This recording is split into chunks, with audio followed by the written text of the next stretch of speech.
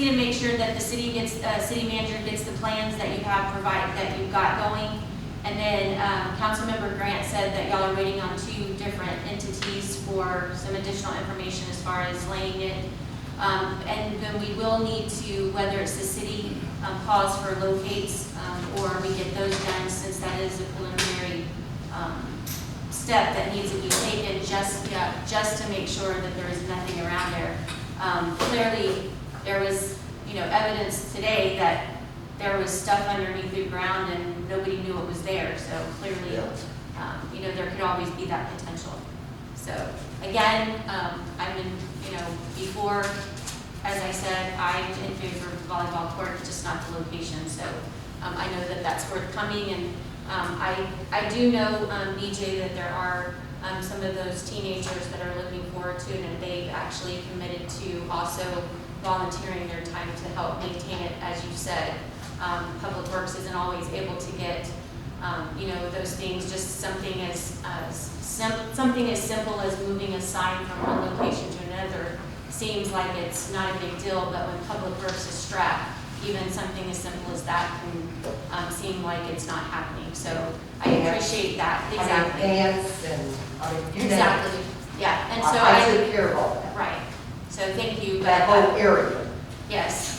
But like I said, I know that group of children or teenagers is committed to helping maintain that area and that court as well. All right. Is there any other discussion?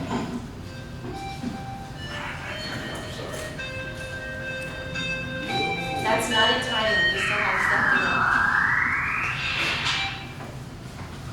All right. Any other discussion on that one? All right. We will move to item L.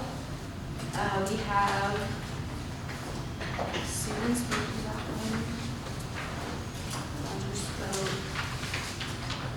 All right, BJ. First we go to the bottom. Discussion and possible action on cashing in CD to cover fiscal year 2020, 2021 expenses. Okay, hopefully I won't ask any dumb questions on this, but I'm going to ask some questions. Have we ever had to do this before? In how many years? Is this the only CD we have? Do we have a reserve if something would ever happen to go back to? Let's see, let me think. I just want to know a lot more information behind this and how do I put this?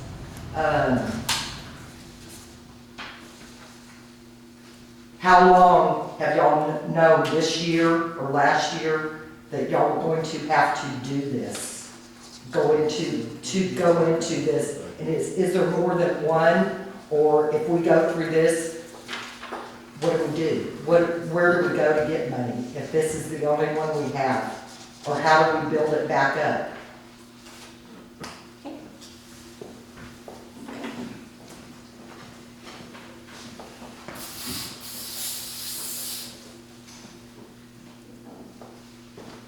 All right, Susan, you spoke. Roger, you spoke on that one. So there's nobody else. All right. All right, so I will turn this item over to our city manager. Okay. And she can address all of those questions that were mentioned in your most recent meeting. So Mayor and Council, I provided you a copy of some of the information I'm going to cover. I'm going to make sure I speak loud and clear so everyone can hear. So it starts off with, because this is potentially a question some may have, what is a certificate of deposit or a CD? A certificate of deposit is a type of savings account usually issued by commercial banks, which restricts your access to the money you invest, but offers much higher interest rates than those associated with regular savings accounts. The deposit gains value over an agreed upon duration, but it could be subject to fees if withdrawn before the end of that time. The city of Kirby has 2 general fund CDs. One is in the amount of $500,000 and the other is in the amount of $250,000. Those CDs contribute to the amount in our reserves every fiscal year. The city of Kirby has 2 water fund CDs. one in the amount of $500,000 and one in the amount of $100,000. Again, those contribute to the amount of funds in the water fund reserves. Staff wishes to cash in the $250,000 general fund CD, which is currently held by Schertz Bank and Trust, at a current interest rate of 1%. This is a 1-year CD that matures July 3rd, 2020, and the penalty for cashing it in would be $625. So this CD, we know back in our records, was taken out initially in 2011, according to the number, and every July it has matured and we've reinstated it. So it has not been cashed in, I know, since 2011, this particular CD. Why is staff making a recommendation to cash this in? It's not something that we just woke up today and decided needed to be done.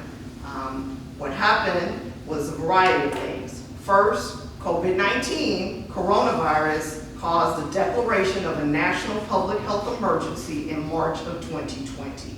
Some of the factors as a result of COVID-19 that affected our city were A, the city suspended water disconnections for non-payment.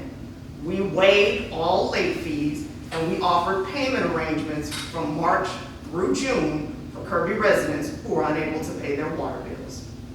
B, there were no pool, park, or facility rentals from April through October of 2020. C, municipal court was canceled from March through May because the court administrative office would not allow municipal courts to be held in person due to COVID-19. They then put in place a procedure for COVID protocols and said if you met multiple factors and you got your plan approved, which we did, we submitted a plan to a medical director, the mayor signed it, our local health director signed it, and it went to the court administration office who approved it, and we had court for 2 months, June and July, using those COVID protocols. But then we could not require court attendance, nor could we issue failures to appear for anyone who did not appear in court. Attendance was very poor, although we still had to pay the prosecutor, the municipal court judge, and all the staff associated with running court. The court administration office later came back and said, you could not have in-person court, even after we went through the process of putting the COVID protocols in place, purchased items and supplies to hold court. So then they said the only way you could have court was remotely. So we recently implemented remote court in October, and we've had 2 remote court sessions, October and November. You still cannot require people to participate. So if someone says, I cannot pay my ticket, or I cannot even have a remote hearing due to COVID-19, the law does not allow us to force that. D, Bexar County received over $9 million of CARES Act funding based on a $55 per capita of each suburban city located within their jurisdiction. Kirby was entitled to $481,085 using the 2018 census count of 8,747 residents. However, there was a misconception that those funds were distributed to the city of Kirby or deposited into a city of Kirby bank account. They were not. Bexar County is the keeper of those funds. They put in place a process in which cities in their jurisdiction had between March 1st and September 30th of 2020 to spend funds that were COVID related, whether it was for supplies, payroll, or other COVID related expenses, and then submit a reimbursement request to them to be paid back. Of that $481,085, Kirby did not have that kind of money to upfront, even if we wanted to. So we spent a total of $37,163.77 on COVID-related items during those months, and we just started receiving reimbursements that are being entered back into last fiscal year's expenses that was taking place this week while our auditors have been here on site. The next factor that contributed to staff making this recommendation is that Kirby increased our property tax rate. Last fiscal year, we were at 0.729376. This fiscal year, we went down to 0.698942. And that was due to the state legislature passing a bill in the 2019 session that was related to the voter approval tax rate. So if we all remember, during our budgeting process, we had 3 different rates. We had our existing tax rate, we had our voter approval tax rate, and then we had, I can't remember the other name, they changed the terms, another tax rate. So we proposed the voter approval tax rate so that we did not exceed the recommended tax rate, which would automatically trigger an election by the voters. So we went to the lower tax rate because that was the amount that would bring in the exact same dollar amount in taxes raised over prior fiscal year. So if we had kept our existing tax rate, we could have brought in a little bit more revenues to take care of some of the additional expenses and other things, but we did not do that because, again, we did not want to trigger an election. So we went with the lower rate and did not bring in any additional revenues to spend. Third factor that contributed to us making this recommendation is that the Ben Zingelman Road reconstruction project is still in progress, which we already talked about. As you know, the city pays them monthly, and we have to wait 4 to 5 weeks for TxDOT to reimburse us 80% of those construction costs. So with that, it's more of a cash flow issue. When they were moving along slowly, they were only doing maybe $13,000 of work a month, $24,000 of work a month, which we could pay and get reimbursed. When they really hit the ground running and started working, they are doing significantly more work at a time. So for example, our most recent invoice that we paid SAC for the Ben Zingelman project for 1 month of work was $188,693.35. Again, that creates cash flow issue for the city.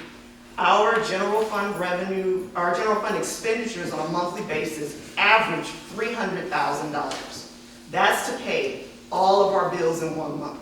So if we pay $188,000 in 1 month for a construction project, that just took away just about all of the other expenditures, all the other funds to take care of monthly expenditures. So what expenses would we use, or would we pay for if we were to cash in this CD? We currently have a bill with Texas Municipal League Intergovernmental Risk Pool, which covers us for workers' comp insurance, auto insurance, and property insurance. That bill has to be paid up front every year to cover us. The current bill is $127,219.68. It was due October 1st. It has not been paid to date because, again, a cash flow issue has been created